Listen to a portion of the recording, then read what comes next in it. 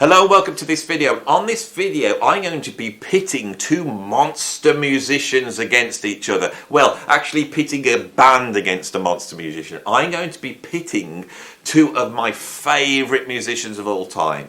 One being the Mahavishnu Orchestra, which is a group of musicians, and the other being Frank Zappa. If you go right to the beginnings of this channel, you'll find a video which was almost like a statement of intent for me, where I think it's called something like the four artists on which this YouTube's based, or the four pillars of this YouTube. And for me, there's a whole ton of music I like out there, but the four artists that have been overriding sort of guides to me musically, it's been John Coltrane, Miles Davis, John McLaughlin, and Frank Zappa, right? Now, all these bands are sort of related to each other. It's very interesting how they do relate. Of course, Coltrane sort of came to prominence in Miles's band. But Coltrane represents that spirituality. He represents the looking upward in music. Whereas Miles Davis is a lot more about the street. He's about now. He's about reality. He's about being hip. He's about observing the lower parts. You know, he's famous on the corner for featuring pimps and drug dealers on the front of his albums. And those are the two, it's like a two binaries you get in music. It's really interesting when you put Coltrane against Miles, you sort of get this sublime happening, right? Now, what's interesting is now if we pit Zappa against the Mahavishnu Orchestra and John McLaughlin, we see the same comparison going on. Zappa is all about contemporary culture. He's all about the street. He's all about the view of the normal person. He's a materialist. He's actually quite conservative politically. He is not from the hippie world, right? He critiques all that. His music is modernistic. It is without that sort of airy-fairy etherealness that we associate with spirituality. Whereas John McLaughlin's the exact opposite. Right? Now what's interesting is we can see a join between Miles Davis and John McLaughlin. So when McLaughlin joins a band in the late 60s and he does Ill and Silent Way and then Bitches Brew, and then he does like Live Evil and all those incredible albums, really inventing sort of jazz rock, we could see the same binary going on. The spiritual and the profane, you know, and that those two things are the roots of the blues, right? The blues is at once spiritual and profane, and McLaughlin, Miles Davis, John Coltrane, and Frank Zappa all fundamentally root back to the blues. All four of them were incredible blues musicians. That's quite interesting, isn't it? And so it's interesting that these I would say four pioneers of jazz rock, because I think Coltrane played such an important part in basically creating the language of the musicians that we're going to play jazz rock. I think that's very important. But as John McLaughlin emerges, he is pushing the music. Miles is pushing the music. And what's interesting is John McLaughlin never actually joins Miles's band. He wants to go his own way. He's offered the place, but he doesn't want to do it, right? This is his hero. This is, a musician trying to get onto the scene, turning down Miles Davis. He turns down Miles Davis to play fusion with Tony Williams. And in 1970, they bring out Emergency, which has gone down as being one of the seminal building blocks of jazz fusion. Okay? He then goes on in 1971 to form the Mahavishnu Orchestra. And the Mahavishnu Orchestra is really the first band that actually comes out and lays the foundation for jazz rock. Before that, everyone's trying different ideas out. They're not quite sure of the sound, how to improvise, how to write, where the soloing goes. McLaughlin seems to achieve this sort of platonic style by not just fusing jazz and rock. He's pulling in Indian music, he's pulling Americana in, he's pulling in the blues, he's pulling in avant-garde, free jazz, Coltrane. All that is pulled in. So the Mahavishnu is more than just a fusion between jazz and rock. It has a very specific style based upon the musicians in its band. The Mahavishnu Orchestra are a band, right? What happens, the magic that happens in 1971 is the product of all these people. McLaughlin's sort of machine gun-like guitar, his sort of Coltrane-esque angst and spirituality mixed together. A sort of scream, a primal scream in the music, and aiming at the horizon.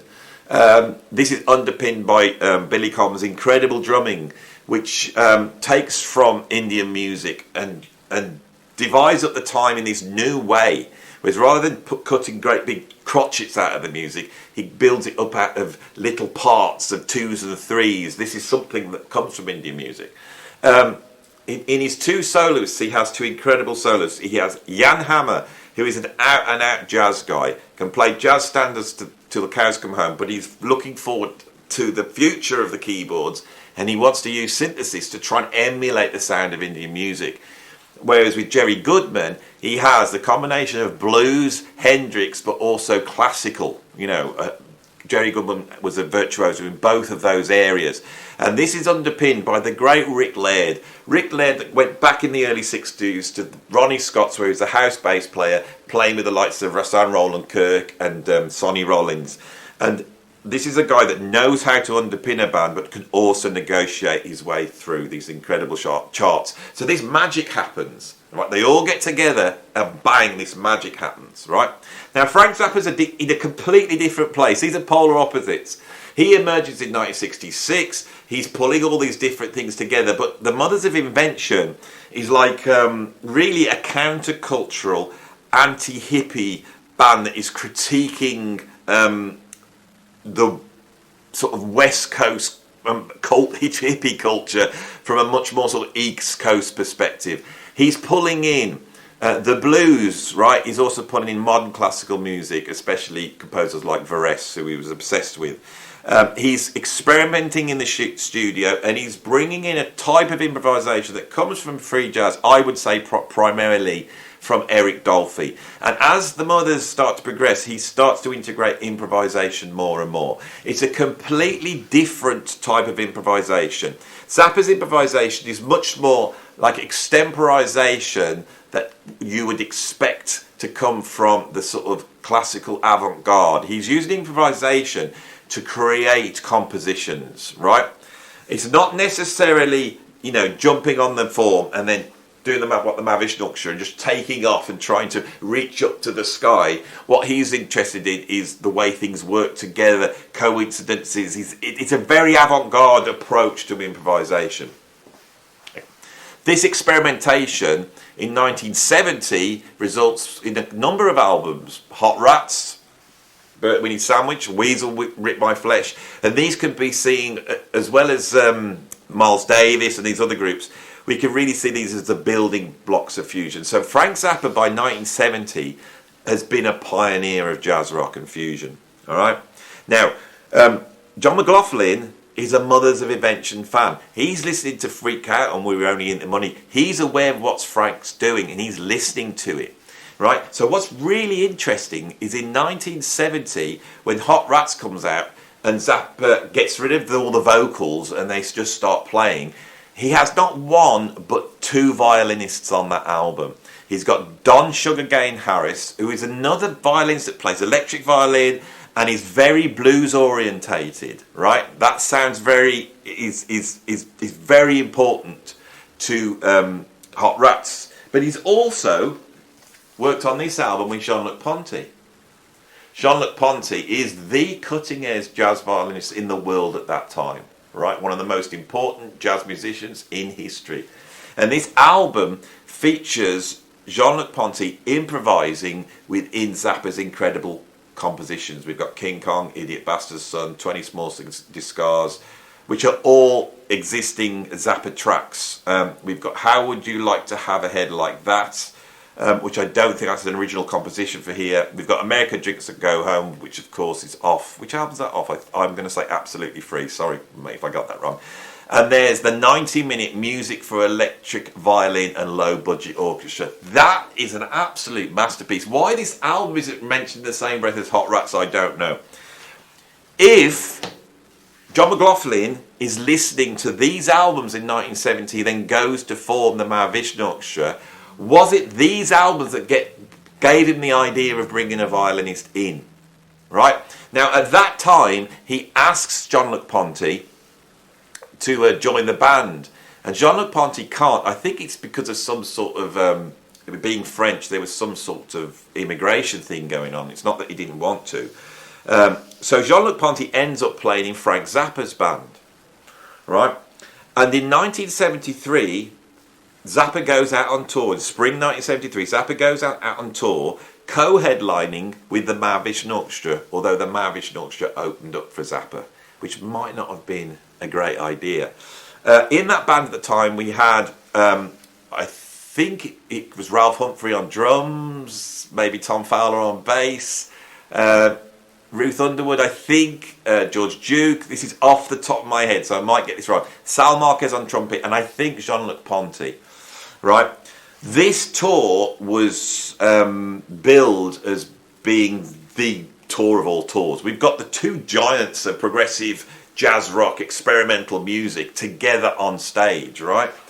Now, as I've tried to explain on this video, Zappa and the Mahavishnu Orchestra are polar opposites. It seems like a logical thing to put together, but they are absolute polar opposites. So on that tour, if you'd have gone to it, you would have seen opening up the Mahavishnu Orchestra, which was a band, you know, not a group of hired guns like Zappa's band. It was a band and it was integrated. They're playing instrumental music, and this instrumental music is full of intense out there improvisation. And this is all spiritual. It's all upward looking. You know, not Zappa, John McLaughlin is with the Mahavishnu Orchestra. I think he wasn't just trying to entertain the audience. He was trying to change the audience. He was trying to affect the audience.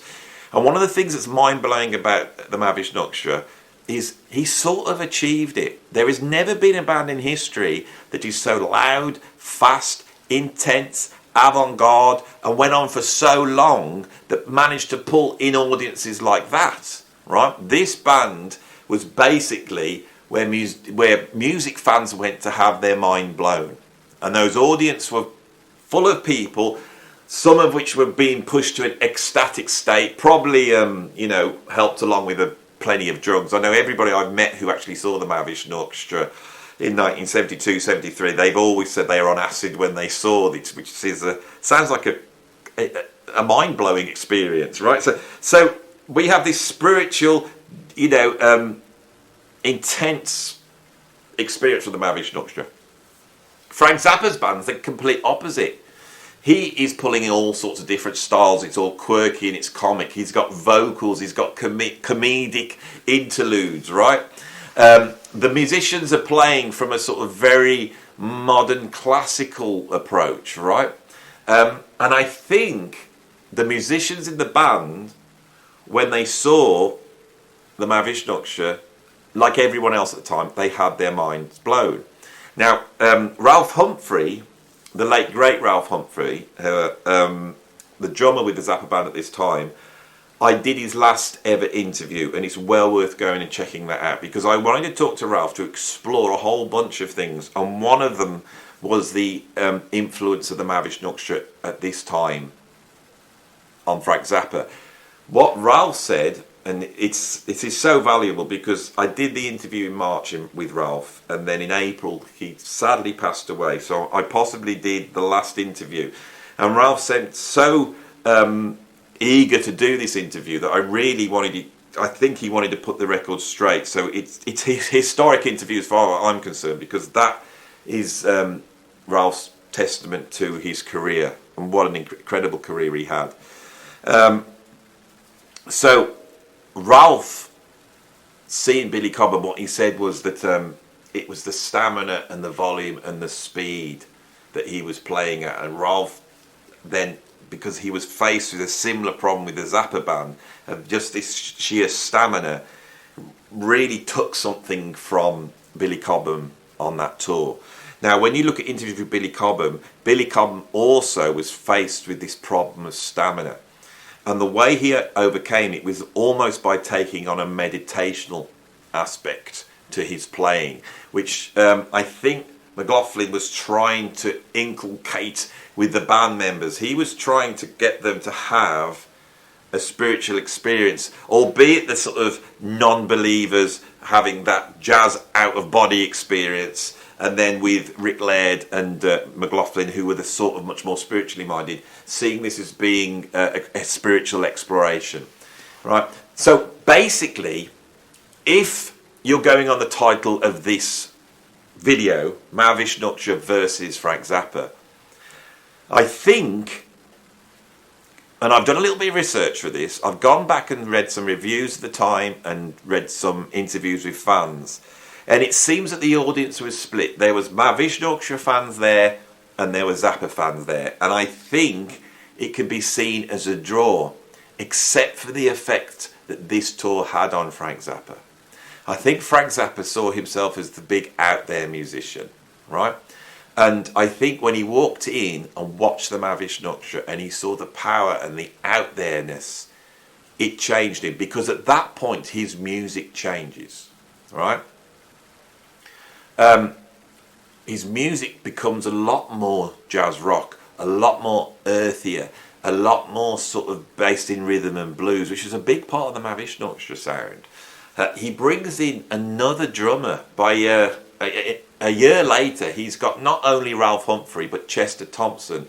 And Chester Thompson is a much more Billy Cobham style drummer, right? It's almost as though he's got Ralph there for the incredible control and ability to play difficult parts, and he's got Chester Thompson there to do the Billy Cobham stuff. Now, talking to Ralph about this, and I don't think this has ever been said before, Ralph wasn't actually that happy with Billy Cobham coming in. It was never explained to him what was going on. So he jumped ship, you know. But there is that incredible tour they do, which was documented on the Roxy and Elsewhere album, where the Zappa's completely changed. So if I was to argue who wins out, I think it's the Mahavishnu. Right? So what can we tell when we start to look at the interviews? What sort of attitude do we get? Well, both musicians seem to really respect each other. McLaughlin has said he was a huge Zappa fan, especially in the Mothers of Invention period. He thought they were wonderful musicians, but what he noticed on that tour was Zappa's dictatorial style, which is interesting because within a year, you have the split in the Mahavishnu, which is a split between John McLaughlin and everybody else. And the reason is because of composer credit. This band, as I'd explained, was the group dynamic was so important. But they'd gone into it with that sort of jazz approach where it's John McLaughlin's names on the compositions, right? And so he gets composer credit. On the first album, it's billed as John McLaughlin and the Mahavishnu. So they get grumpy. It's not going the way they want. You know, McLaughlin tries to accommodate what they want on the Lost Trident sessions, and he ends up walking out the studio crying, doesn't he? It's a strange thing. You know, the band splits up because of the bad, I suppose, stewardship of McLaughlin. Whereas with Zappa, didn't have that problem, because when he didn't like somebody, he sacked them. You know, he had that sort of James Brown approach to it. But that's what's really interesting, is that's the one thing McLaughlin sees in Zappa, is that dictatorial approach. I wonder whether that influenced McLaughlin going on into the future bands. When he formed the next Mahavishnu, was he a lot more open to bringing these inputs? Because what we see on those albums, Visions of the Emerald Beyonds and Inner Worlds, is opening his arms up to compositions by the other musicians. By the time we get to Inner Worlds, it's as much an Arana Michael Walden album as it is a John McLaughlin album or Mahavishnu album. So I think that's where the influence goes that way. Now, Zappa did say, in his way, sort of backhanded compliments. He said something to the effect that, you know, you've got to admire McLaughlin's technique. He is able to operate a guitar as though it's a machine gun. All right. Here we have the argument, and it's surprising from Zappa, actually, and I don't believe he really believed it. That old, I call it the Dave Gilmour argument. Oh, it's all fast, there's no emotion. I only like music that's slow. I only like paintings that are red. I only like books that don't have the word giraffe in them. You know, I'm going to take a whole aspect of music and throw it in the bin and say that it's not possible to have any emotion if you're playing fast. And Zappa sort of says that about McLaughlin, which is strange because at the time he is writing melodies and compositions that are so mathematically dense, that are so speedy, that a few years later he has to hire a virtuoso guitarist like Steve Vai just to play them on guitar. Right? So I find that really strange. I think as time went on, he appreciated the influence. But when you listen to the music, you know, by the time we get to I can't remember the name of the track now. It's on there's stuff on Zoota Laws, there's stuff on Studio Town, and I'm not going to be able to pull the titles out, where it's got a pronounced Mahavishnu sound, that dark, deep brooding. It's done in the Zappa way. So it's very interesting. Now, before I finish, what's interesting is this violin thing, because Jean-Luc Ponty in '73 leaves Zappa's band, right? And he joins the Mahavishnu Orchestra. He joins the second incarnation of the Mahavishnu Orchestra. Right? McLaughlin plays the same thing back, because after forming Shakti, right, and then the One Truth band with El Shankar then leaves to join Zappa's band and tours with Frank Zappa. Right? So the sharing of the electric violin, I think this is the most important thing about these two bands. Here we have two pioneering jazz rock artists, and the instrument that unites them is the violin. And the thing about a violin is a violin's got no frets. A violin, you're able to bend the notes, right? You're able to play microtonically. And I think it's the exposition of the blues transmuted through Indian music and the concentration on the microtonic quirks that are inherent in the violin that may be a very big secret to the success of these two bands. A certain twist that exists in the music, a twist that wasn't there until Zappa went out on tour with McLaughlin. So I've got to the end of this video. That was my discussion of the two artists together. I hope you enjoyed it. If you liked it, please like it. Like the video now. Go and press the like, because it helps. It helps the algorithm. It's all about the algorithm. If you want to see more, then you can subscribe or ring the notification bell. And if you want to support me and fund me in this very difficult task of making YouTube videos and coming up with all this stuff, you can go to Patreon. And at the moment, Patreon, you get 7 days free. You can register, you can stay there for 7 days, you can have a look round, see the mountains and stuff, and if you like it, then you can stay. If you don't have to pay, you can go. Right? If you're a maniac, you can try and get through all the stuff I've got there in the 7 days if you want. Right? But there will be a lot more coming and you will miss out. And you don't ever want to miss out, because that's what's bad in life, is missing out. We're all worried about missing out. And that is what marketing and promotion is all about. It's making you feel insecure because you're missing out. And I've tried my best to do that there. So if you feel like you've missed out, well done. That was my intention. I'm going now. I'll see you on the next video. Thanks for watching.